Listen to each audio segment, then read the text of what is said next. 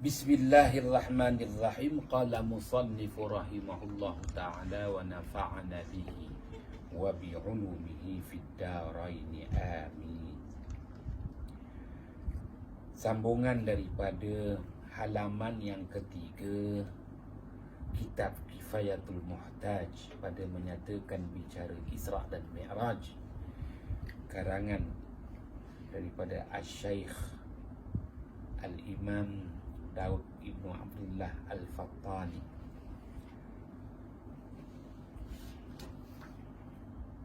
Maka masih lagi didatangkan firman-firman Allah Suratun Najmi daripada ayat pertama hinggalah nanti kepada ayat yang ke-18. Daripada ayat pertama Suratun Najmi hinggalah ke ayat 18 Suratun Najmi menjelaskan tentang peristiwa Al-Mi'raj.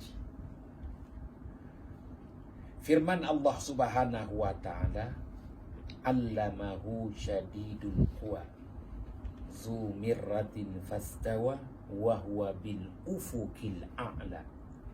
Allamahu, telah mengajarkan dia, baginda Muhammad SAW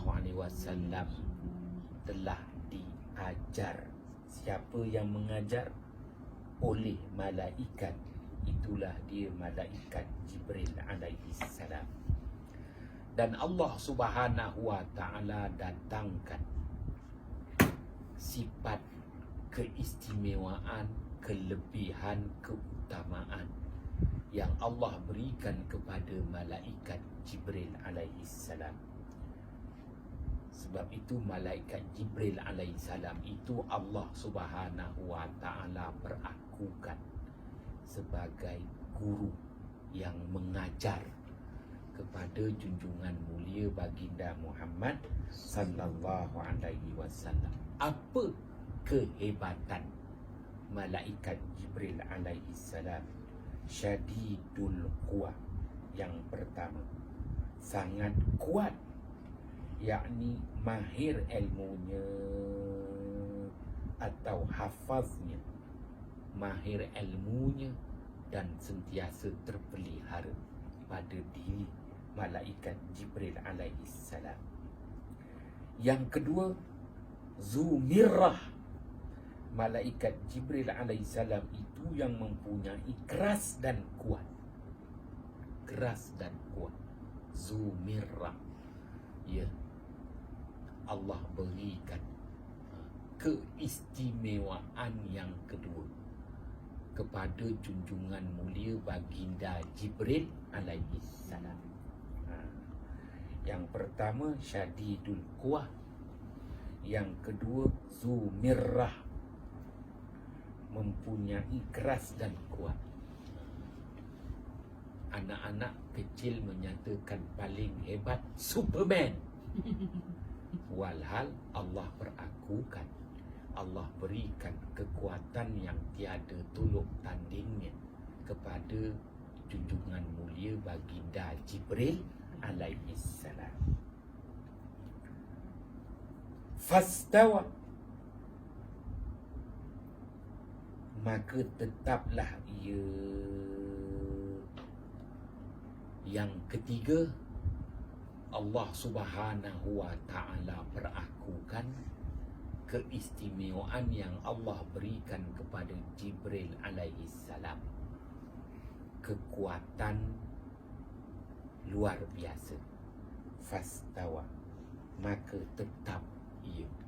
Maknanya Allah berikan kehebatan yang tiada makhluk-makhluk lain dapat menandingi junjungan mulia baginda Jibril alaihi salam. Maka di sini Allah Subhanahu wa ta'ala perakukan tiga kelebihan, tiga keistimewaan, tiga keutamaan yang Allah anugerahkan khas buat Jibril alaihissalam. Sebab itulah Jibril layak mengajar junjungan besar Nabi Muhammad sallallahu alaihi wasallam. Apa perlunya Allah Subhanahu wa taala menjelaskan perkara ini supaya bangsa Arab Bani Quraisy yang sememangnya satu bangsa yang Allah berikan kehebatan, penguasaan, ilmu pengetahuan, agar mereka mengakui siapa sebenarnya junjungan besar Nabi Muhammad sallallahu alaihi wasallam. Kelayakan junjungan besar Nabi Muhammad sallallahu alaihi wasallam, sememangnya Rasulullah sallallahu alaihi wasallam layak sebagai seorang pesuruh Allah. Kenapa? Kerana menerima wahyu dari Allah disampaikan oleh makhluk Allah yang amat istimewa, baginda Jibril alaihi salam, menolak apa jua tuhmahan daripada dua golongan, Yahudi dan Nasara, yang selalu menyatakan bahawa Rasulullah itu ummi, tak pandai menulis, buta huruf. Baiklah. Dan Allah Subhanahu wa taala perakukan bahawa saat detik kegemilangan buat junjungan besar Nabi Muhammad sallallahu alaihi wasallam itu ialah apabila dilantik menjadi rasul. Ketika itu Rasulullah sallallahu alaihi wasallam berada di sebuah gunung, namanya Gunung Cahaya, Jabal Nur. Di situ adanya gua, iaitu Gua Hira. Maka Allah Subhanahu wa taala sebut wa huwa bil ufuqil a'la, dan iaitu Jibril alaihissalam pada tepi langit yang tinggi. Baik, Allah Subhanahu wa taala nyatakan, ya, saat detik di mana Rasulullah sallallahu alaihi wasallam mendapat apa yang disebut penghormatan, penghargaan, kemuliaan. Rasulullah sallallahu alaihi wasallam berada di kemuncak bukit Gunung Nur, Jabal Nur, dalam Gua Hira. Maka Jibril alaihi salam ketika itu berada pada ufuk yang paling tinggi, bil ufuqil a'la, berada pada ufuk yang paling tinggi. Ufuk yang paling tinggi itu melepasi kedudukan tempat terbitnya matahari, menunjukkan bahawa Jibril alaihi salam lebih besar daripada matahari. Jibril alaihi salam lebih tinggi daripada tingginya matahari. Maka Allah isytiharkan Jibril alaihi salam, itulah kedudukannya, ufuk yang paling tinggi, bukannya matahari. Kerana matahari masih lagi pada kedudukan as-sama'ud dunya, langit dunia.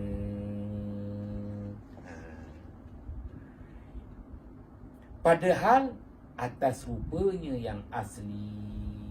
Baik, maknanya Rasulullah sallallahu alaihi wasallam berada di Gua Hira, Jabal Nur.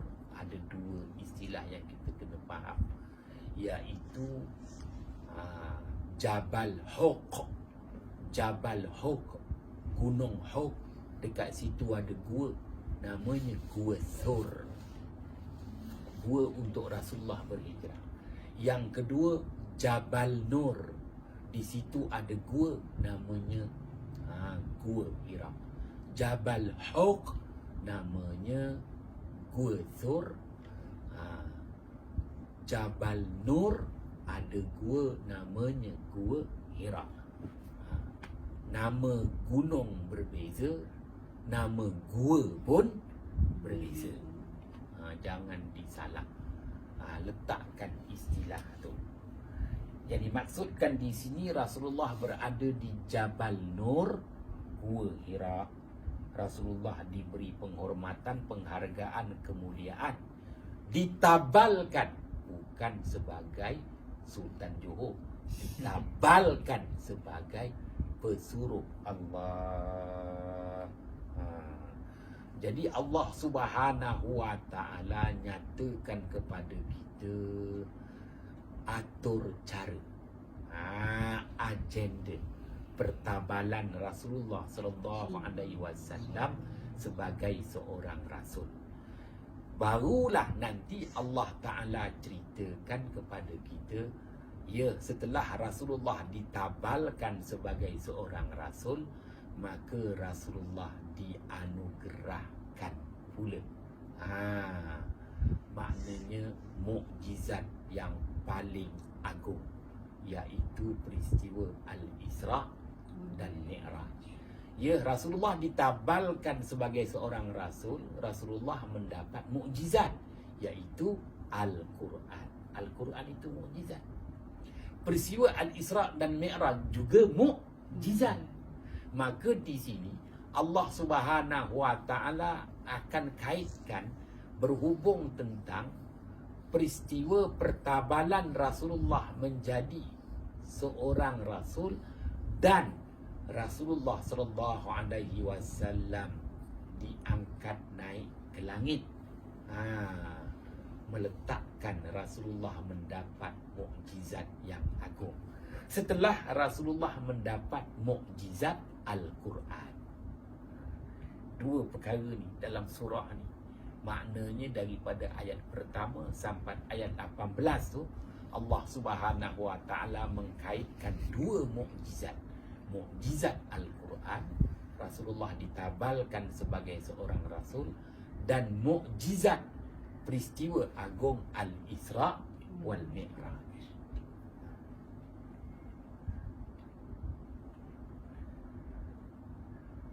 Maka pada dua peristiwa ini, peristiwa kerasulan Rasulullah dan peristiwa Isra Mi'raj baginda Muhammad sallallahu alaihi wasallam ini, Rasulullah dapat melihat wajah Jibril yang sebenarnya. Mana dua kali Rasulullah nampak wajah Jibril yang sebenarnya. Ketika mula menjadi rasul, Iqra, dan yang kedua ketika Rasulullah diberi anugerah kemuncak Al-Isra wal Mi'raj. Itulah dipaham.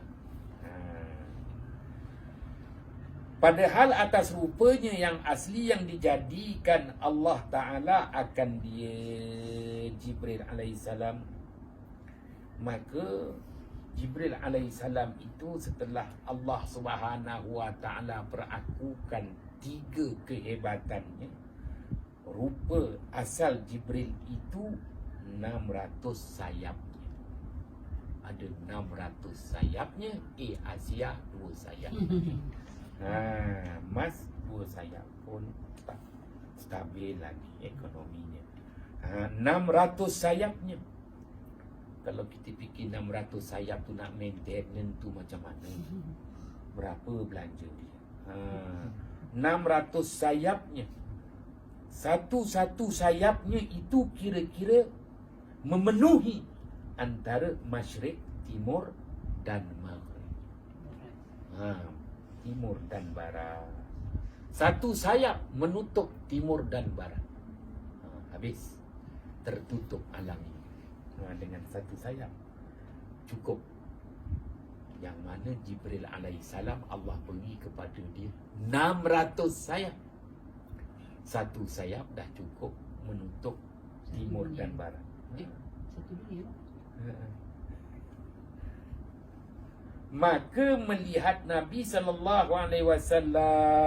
akan wajah sebenar Jibril alaihi salam, dan adalah Nabi itu di Bukit Jabal Nur. Saat detik permulaan Rasulullah ditabalkan menjadi Rasul, maka lalu pingsanlah Nabi SAW. Pingsan tu kerana Rasulullah SAW takjub. Takjub tu benar-benar kagum. Maka lalu rebah. Apabila dah pingsan, rebahlah junjungan besar Nabi Muhammad sallallahu alaihi wasallam. Barulah lepas tu Jibril menghampiri Rasulullah sallallahu alaihi wasallam. Ya, kerana kagum, terkejut. Ajaib, Rasulullah melihat rupa sebenar, rupa bentuk Jibril alaihissalam. Pingsan Rasulullah, lalu rebah Rasulullah SAW. Maka turun Jibril kepada Nabi, padahal ia kembalikan rupanya seperti rupa manusia. Dengan kata lain, apabila Jibril alaihissalam, yang mana Rasulullah melihat Jibril alaihissalam berada di ufukul a'la, ufuk yang paling tinggi, di mana kita tahu Sidratul Muntaha. Di Sidratul Muntaha. Ialah Rasulullah dapat tembuskan penglihatan dia, kan? Allah beri nampak Jibril, ya, di ufuk yang paling tinggi, kedudukan yang paling tinggi, ya. Dan Rasulullah pingsan, Jibril alaihissalam pun daripada ufuk yang paling tinggi, wa huwa bil ufukil a'la, Rasulullah pun masuklah ke alam syahadah. Yang kita bahaskan alam malak, alam syahadah, alam malakut, alam jabarut, alam lahut. Jadi maknanya daripada alam lahut turun kepada alam jabarut, alam malakut, alam malak, iaitu alam syahadah. Jibril alaihissalam apabila masuk sahaja ke alam syahadah, tasyakul, bentuk, tasawur, rupa seperti manusia. Kenapa? Tak layaklah dia nak rupa bentuk asal dia. Rupa bentuk asal dia tu hanya layak di alam lahut, Sidratul Muntaha. Apabila dia masuk ke alam syahadah, iaitu alam malak, alam yang dapat dikesan oleh panca indera yang 5, penglihatan mata, pendengaran telinga, hiduan hidup, ya, deria rasa lidah, deria sentuh telapak tangan dan kaki. Jadi alam malak, alam pemilikan, alam pemilikan, alam syahadah, alam penyaksian, panca indera yang 5. Jadi apabila panca indera kita ni tak mampu nak melihat rupa asal, tak, apalah ada pada penglihatan mata kasar ni untuk melihat, ya, wajah sebenar Jibril alaihissalam. Maka bila Jibril alaihissalam masuk ke alam syahadah, alam malak, Jibril alaihissalam tasyakul tasawur, membentuk dan menyerupa seperti manusia lelaki yang kacak rupa parasnya, berjubah putih dan berserban. Sebab itu Rasulullah bersabda, al-malabis, al-amamatu malabisul malaika. serban itu adalah pakaian malaikat.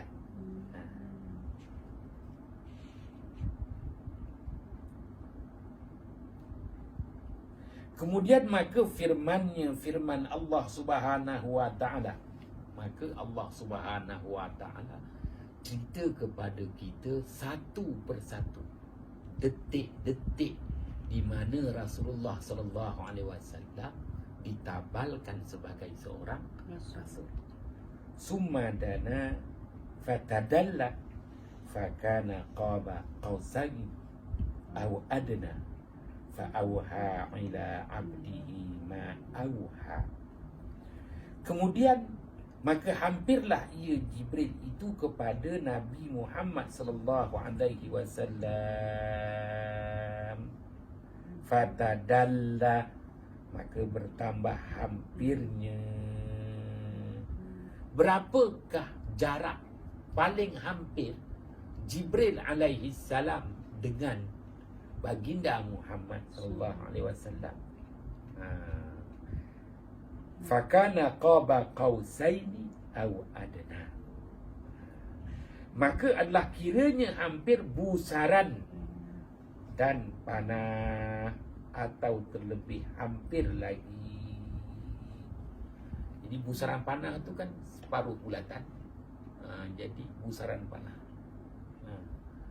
sama ada dia punya busaran panah itu separuh bulatan. Dekat saja antara, maksudnya antara ujungnya dengan ujung. antara ujung dengan ujung busaran panah. Bukan anak panah. Anak panah lain, busaran panah bengkok tu. Jadi dekatnya jarak Jibril alaihi salam dengan baginda Muhammad sallallahu alaihi wasallam. Allah Maha berkuasa. Maknanya dua makhluk yang berbeza statusnya, dua makhluk yang berbeza jenisnya. Kalau kita belajar ilmu mantik, jinsun berbeza. Rasulullah tu jenis manusia, Jibril alaihissalam tu jenis malaikat. Dan kedua-duanya itu berada pada alam yang berbeza. Rasulullah alam malak, alam syahadah. Jibril ni alam lahut. Tapi Allah Maha berkuasa. Di luar kemampuan akal manusia berfikir. Setakat mana kemampuan akal manusia berfikir? Menyalahi adat. Adalah kiranya hampir busaran dan panah, atau terlebih hampir lagi, maka mewahyu Allah Subhanahu wa taala kepada hamba-Nya iaitu Jibril barang yang diwahyukan ia kepada Nabi Muhammad sallallahu alaihi wasallam. Detik-detik wahyu pertama yang Allah Subhanahu wa taala sebut dalam surah An-Najm. Kemudian setelah baginda Muhammad sallallahu alaihi wasallam menerima wahyu, ditabalkan sebagai seorang rasul, Rasulullah mendapat mukjizat dari Allah, iaitu Al-Quran. Al-Quran itu mukjizat maknawi, mukjizat pada nilai maknanya. Dia bukan mukjizat hissi.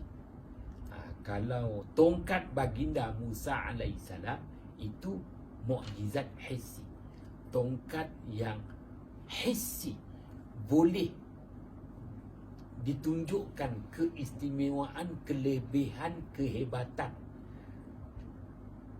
boleh diperlihatkan, dapat dilihat oleh mata kasar. Begitu juga pendengaran telinga, begitu juga hiduan hidung. Itu yang tongkat Nabi Musa alaihissalam tu belah laut merah, telan semua. Benda yang nyata depan hissi. Itu mukjizat hissi. Mukjizat makna, apa makna mukjizat? Melemahkan musuh. Mukjizat bukan nak membunuh musuh. Ajaza mukjizat. Makna mukjizat tu ajizun ajaza. Mukjizat tu sesuatu yang Allah beri kepada Rasulnya untuk melemahkan musuh-musuh yang mendustakan.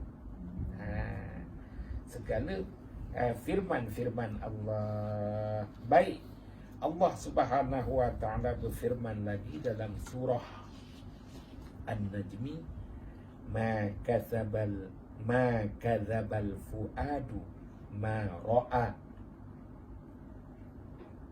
Tiada ia mendustakan, tiadalah baginda Muhammad sallallahu alaihi wasallam itu mendustakan oleh hati Muhammad itu barang yang dilihatnya. Dengan matanya, maknanya apa yang tersimpan di hati baginda Muhammad sallallahu alaihi wasallam berdasarkan apa yang Rasulullah lihat dengan matanya. Dia lihat dia akan rupa Jibril. Barang yang dilihatnya dengan matanya akan rupa Jibril yang asli. Itu istimewanya. Baik, maka Allah Subhanahu wa taala cabar bangsa Arab Bani Quraisy yang termakan tipu daya Yahudi dan Nasara. Afatumarunahu ala ma yara. Maka adakah kamu bantahi, hai musyrikin, atas barang yang dilihatnya itu, yang telah dilihat oleh baginda Muhammad sallallahu alaihi wasallam.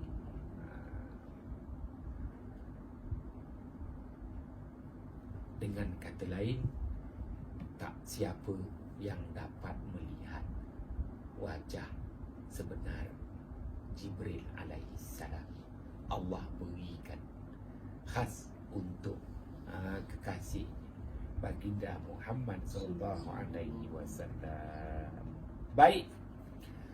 Kemudian Allah Subhanahu wa taala perakukan lagi pada suratul Najmi bahawa Rasulullah sallallahu alaihi wasallam dapat lihat sekali lagi wajah asal junjungan mulia baginda Jibril alaihi salam. Walaqad ra'ahu nazlatan ukhra inda sidratil muntaha indaha jannatul ma'wa.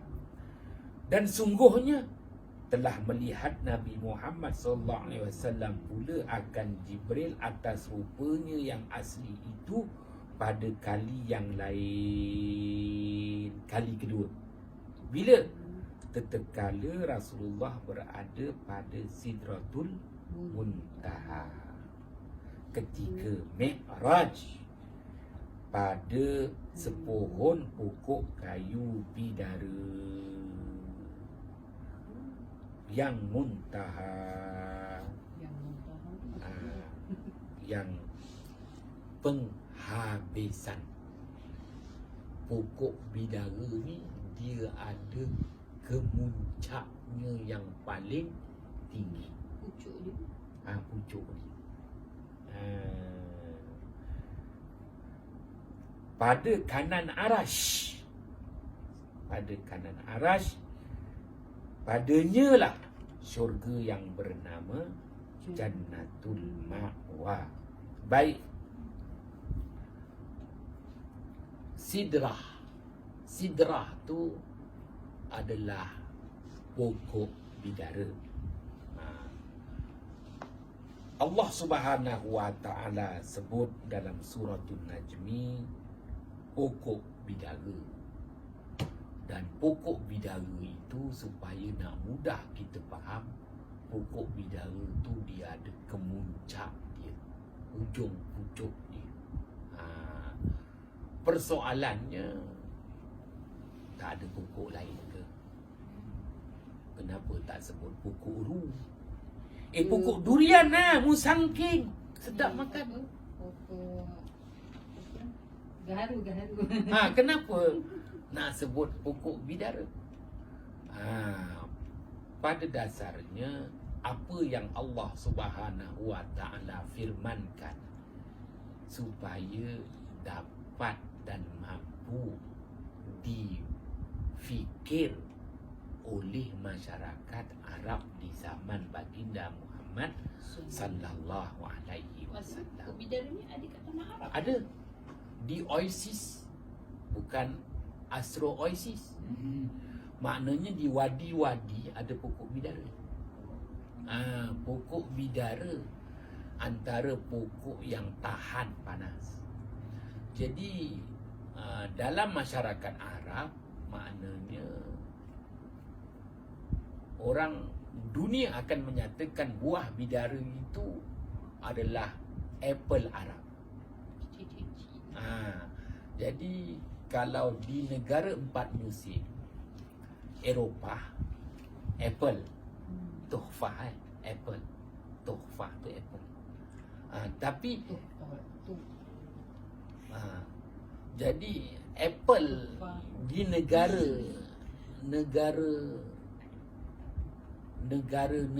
Eropah ni disebut sebagai apple. Tapi apple di negara Arab adalah buah bidara. Buah bidara adalah apple untuk negara Arab. Kalau dalam bahasa Arab apa disebut dia? Dia kalau tak adalah, dia semua sebut maknanya buah daripada samarus sidrah. Samarus sidrah. Jadi maksudnya kalau dalam kitab ni pokok bidara tu ada di Sidratul Muntaha. Baik. Sidrah tu maknanya pokok bidara. Muntaha tu, Sidratul Muntaha tu kita kata penghujung. Kalau tengok pokok bidara tu, pucuknya penghujung tu, rupanya itulah, ada lagi, itulah kedudukan penghabisan. Ufukul a'la. Baik. Berdasarkan hadis riwayat Imam Muslim yang mana Rasulullah sallallahu alaihi wasallam bayangkan bahawa dedaunan pokok bidara yang dimaksudkan, yakni Sidratul Muntaha tu, daun tu sebesar telinga gajah. Wahal kalau kita tengok daun bidara tu kecil, kan kecil. Kita tengok apa tu daun sirih. Daun sirih tu kan besar. Jadi satu daun sirih sebenarnya ada 4 daun bidara. Daun sirih tu, kita kata daun bidara pun hampir sama dengan daun sirih lah. Hampir sama lah. Dia punya jalur-jalur ni. Dia kecil-kecil. Daun ni kecil-kecil. Kalau 4 daun bidara tu boleh masuk satu daun sirih. Jadi di mana-mana wadi di zaman baginda Muhammad SAW, tak tahulah zaman sekarang banyak nak mati ke. Jadi di zaman Rasulullah SAW, di mana ada wadi, di situ ada pokok bidara. Dan pokok bidara di Malaysia tak sama dengan Arab. Pokok bidara di Arab ni, dia boleh tahan sampai 80 tahun, 90 tahun tak mati pokok dia. Pokok dia besar, lepas tu dia macam berimbun. Pokok berimbun. Pokok berimbun. Jadi kalau kita pergi mana-mana wadi, yang wadi-wadi yang masih hidup lagi, beroperasi lagi, di mesti ada satu pokok bidara yang berimbun. Pokok tua, 80 tahun, 100 tahun tak mati. Dia beza dengan korma. Korma pun mati juga. 30 tahun dia mati, 40 tahun dia mati. Tapi pokok bidara dia tahan. Dia akan jadi satu pokok tu berimbun, tak tinggi, tapi dia berimbun. Rendang. Rendang. Rendang. Lepas tu dia jadi macam bonsai. Jadi pokok bidara dekat Arab ni pokok yang, kalau kita tengok banyak-banyak pokok, pokok yang paling banyak daun pokok bidara. Dan banyak dahan pun pokok bidara. Berbanding dengan pokok mempelam belakang rumah kita tu. Jadi pokok bidara tu dia punya berimbun dia tu memang berimbun betul. Jadi daunnya banyak, dedahan dia, batang besar pada tua tu. Lepas tu dia banyak dahan, dia banyak ranting. Setiap ranting ada dedaunan. Di situlah ada buah. Buah bidara. Jadi dalam masyarakat Arab, pokok bidara ni pokok yang paling istimewa. Kerana pokok tu banyak dahan, banyak ranting, banyak daun, banyak buah. Berbanding dengan pokok korma, berbanding dengan pokok zaitun. Sebab itu dalam masyarakat Arab, sebenarnya dululah buah bidara ni banyak. Sekarang tak ada lah. Dia tak belalah. Dia kerana pokok buah bidara ni, buah apple, dia tak boleh macam buah korma dikeringkan. Jadi bidara ni kena makan terus. Buah yang dimakan terus. Jadi dalam masyarakat Arab zaman Rasulullah SAW, pokok bidara ni banyak. Tahan lasak. Semuanya berguna. Kayunya, apa ni, batang tu boleh buat siwak, alat sugi. Lepas tu dedaunan, daun-daun bidara tu dia boleh keringkan. Dikeringkan dan dibuat minyak bidara. Dan buah-buah bidara tu pun kalau tak dimakan, dikeringkan, dibuat minyak. Jadi boleh tahan lama. Tapi yelah, buah bidara orang Arab makan. Dedaunan tu dia ambil, dia buat, dikeringkan, dibuat minyak. Jadi istimewa pokok bidara ni, banyak kegunaannya dalam masyarakat Arab. Tak tahu masa kini kepupusan pokok bidara di wadi-wadi negara Arab. Jadi oleh kerana dalam masyarakat Arab, pokok yang paling merendang, banyak dahan, banyak ranting, banyak daun, banyak buah, itulah yang boleh Rasulullah nak ceritakan apa yang Rasulullah nampak apabila sampai di ufuk yang paling tinggi. Maksudnya kiasan Rasulullah ke ataupun memang nyata pokok tu ada di Sidratul Muntaha? Hanya disebut pokok bidara lah rupanya. Adakah pokok bidara itu sebenarnya adalah yang asli, manakala yang ada di muka bumi ni itu bukan yang asli? Itulah sepohon pokok di ufuk yang paling tinggi.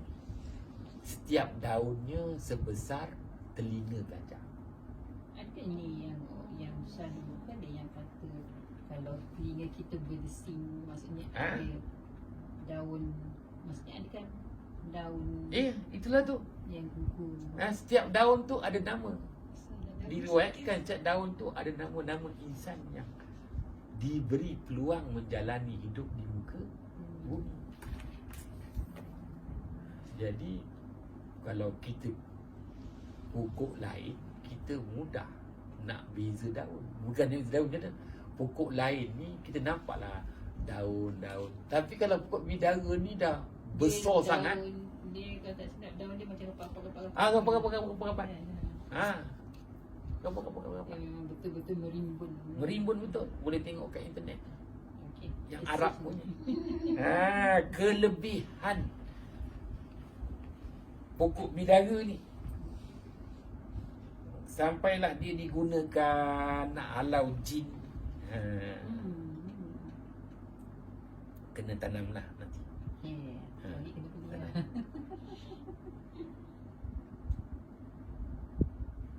Baik. Kemudian dinyatakan bahawa Sidratul Muntaha itu pada kanannya adalah Arash. Padanya lah syurga yang bernama Jannatul Ma'wa. Syurga yang paling tinggi. Ma'wa tu bukan Bilal Ma'wa. Ma'wa tu tempat tinggal. Jannatul Ma'wa, syurga tempat tinggal siapa? Ada dua pendapat ahli tafsir berdasarkan hadis riwayat Imam Muslim. Dia ada menyatakan Jannatul Ma'wa itu adalah tempat kediaman para malaikat. Syurga Jannatul Ma'wa tu syurga, Al-Ma'wa tu syurga, Al-Ma'wa tempat kediaman para malaikat. Pun begitu ada hadis riwayat Imam Muslim yang Rasulullah nyatakan bahawa Jannatul Ma'wa tu makna syurga tempat tinggal siapa? Tempat tinggal syuhada. Roh-roh syuhada. Hadis Muslim juga. Muslim juga. Yang tadi pun sama juga. Hadis Muslim juga. Roh-roh syuhada. Maknanya roh-roh orang-orang yang mati di medan perang fi sabilillah.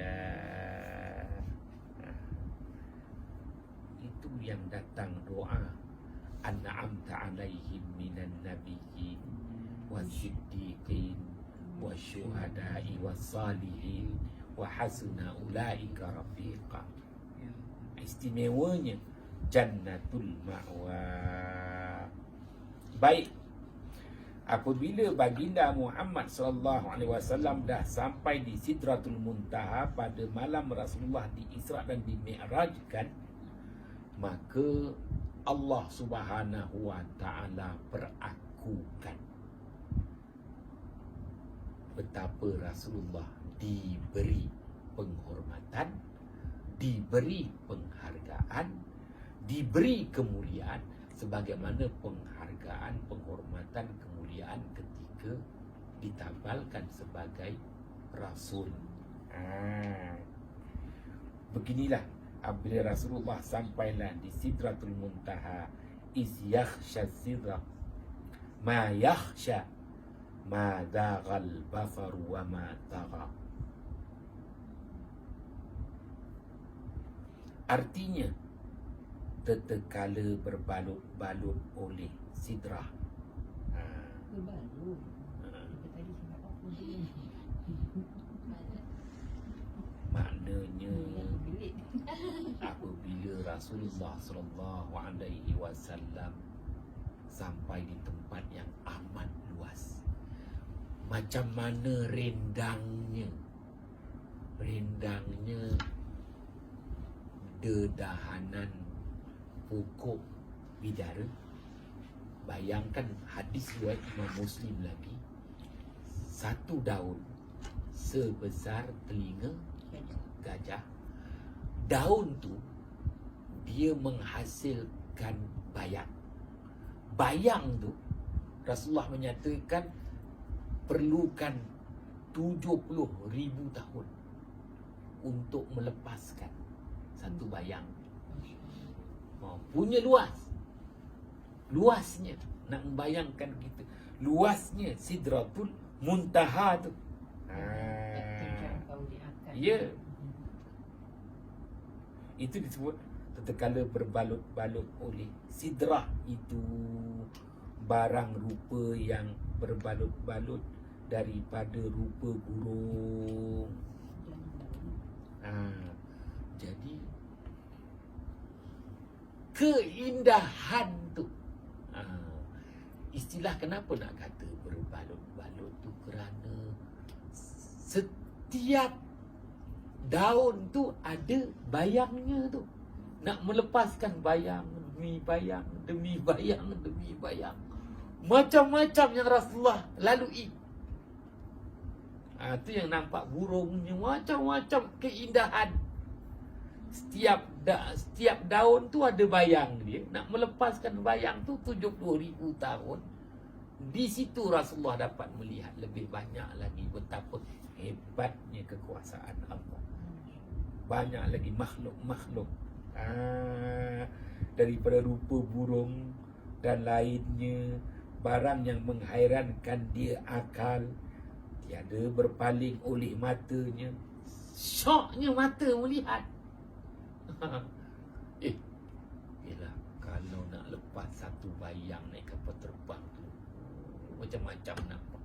Selama ni nampak awan aja. Sudah lagu awan pun gegah di Asia namanya.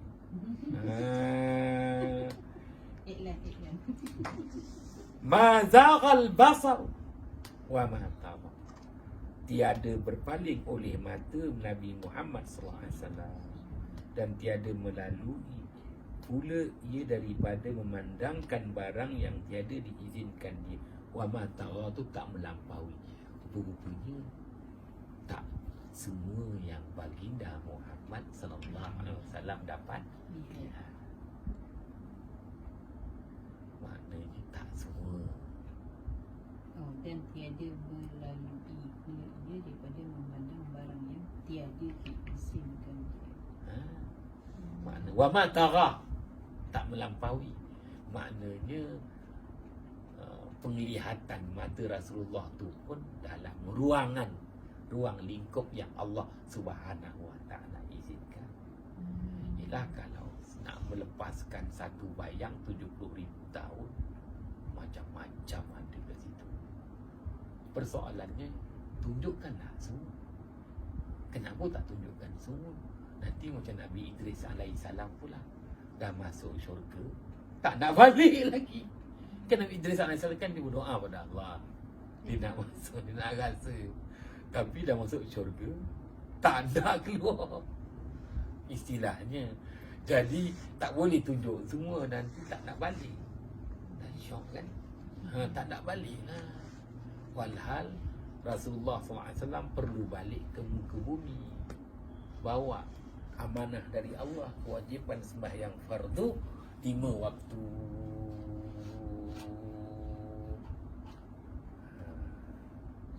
Wallahu a'lam bissawab.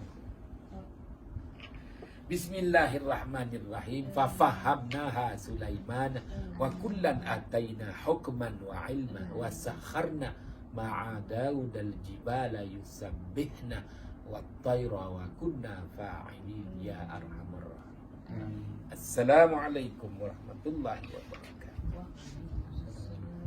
Sekarang masa pertama main bola.